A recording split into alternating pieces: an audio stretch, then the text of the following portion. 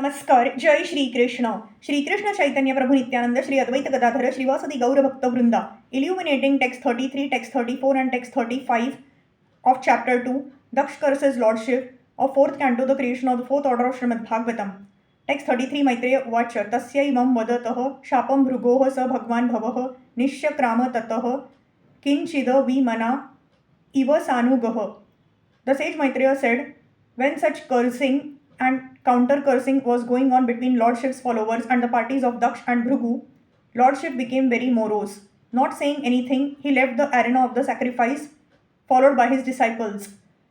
Here, Lord Shiv's excellent character is described in spite of the cursing and counter-cursing between the parties of Daksh and Shiv. Because he is the greatest Vaishnava, he was so sober that he did not say anything. A Vaishnava is always tolerant, and Lord Shiva is considered the topmost Vaishnava. So his character as shown in this scene is excellent. He became morose because he knew that these people, both his men and Daksh's, were unnecessarily cursing and counter-cursing one another without any interest in spiritual life. From his point of view, he did not see anyone as lower or higher because he is a Vaishnava. As stated in Bhagavad Gita 5.18, Panditaha Samadarshinaha, one who is perfectly learned does not see anyone as lesser or greater because he sees everyone from the spiritual platform.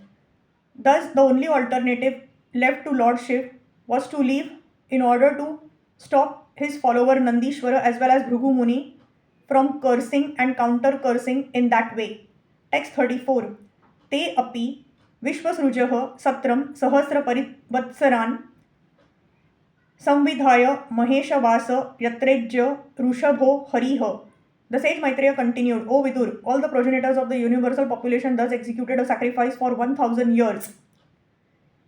For sacrifice is the best way to worship the Supreme Lord Hari, the personality of Godhead. It is clearly stated here that the stalwart personalities who generated the entire population of the world was interested in satisfying the Supreme Personality of Godhead by offering sacrifices. The Lord also says in Bhagavad Gita 5.29, Bhoktaram Yajna Tapasam. One may engage in performing sacrifices and severe austerities for perfection, but they are all meant to satisfy the Supreme Lord. If such activities are performed for personal satisfaction, one is involved in Pashanda or atheism, but when they are performed for the satisfaction of the Supreme Lord, one is following the Vedic principle. All the assembled sages performed sacrifices for 1000 years. Text 35.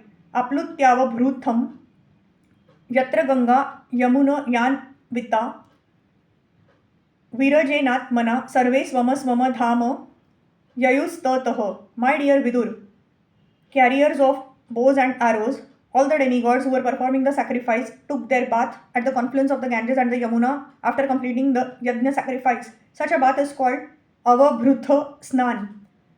After thus becoming purified in heart, they departed for their respective abodes.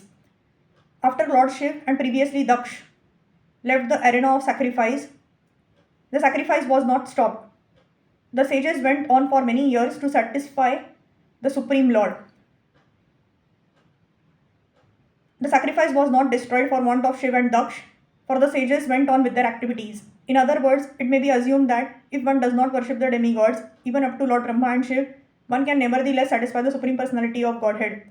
This is also confirmed in Bhagavad Gita 7.20. Kamais taisa taira ruta jnanaha prapadyante anya devataha.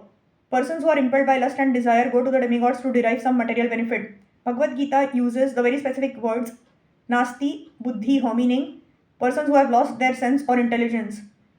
Only such persons care for demigods and want to derive material benefit from them.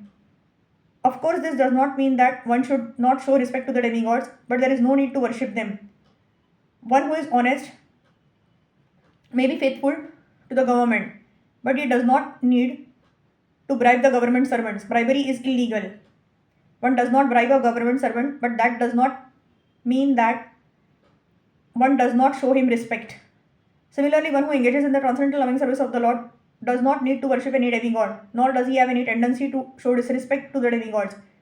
Elsewhere in Bhagavad Gita 9.23, it is stated, Ye api anya devata bhakta yajante shraddhayanvitaah. The Lord says that anyone who worships the demigods is also worshipping him, but he is worshipping avidhipurvakam, which means without following the regulative principles. The regulative principle is to worship the Supreme Personality of Godhead. Worship of demigods may indirectly be worship of the Personality of Godhead, but it is not regulated. By worshipping the Supreme Lord, one automatically serves all the demigods because they are parts and parcels of the whole. If one supplies water to the root of a tree, all the parts of the tree, such as the leaves and branches, are automatically satisfied. And if one supplies food to the stomach, all the limbs of the body, the hands, legs, fingers, etc., are nourished. Thus, by worshipping the Supreme Personality of Godhead, all the demigods are at once satisfied. But by worshipping all the demigods, one does not completely worship the Supreme Lord. Therefore, worship of the demigods is irregular and it is disrespectful to the scriptural injunctions. In this age of Kali, it is practically impossible to perform the Deva Yajna or sacrifices to the demigods. As such, in this age, Srimad Bhagavatam recommends Sankirtana Yajna. Yajnaiha Sankirtana Prayaira Yajanti hi Sumedhasah Bhagavatam 11.5.32. In this age, the intelligent person completes the performances of all kinds of yajnas simply by chanting Hare Krishna, Krishna Krishna, Hare Hare, Hare Ram, Ram, Hare Hare.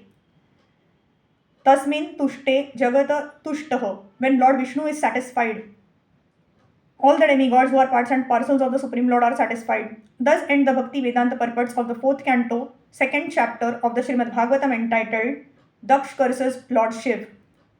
Hare Krishna, Krishna Krishna, Hare Hare, Hare Ram, Ram, Hare Hare.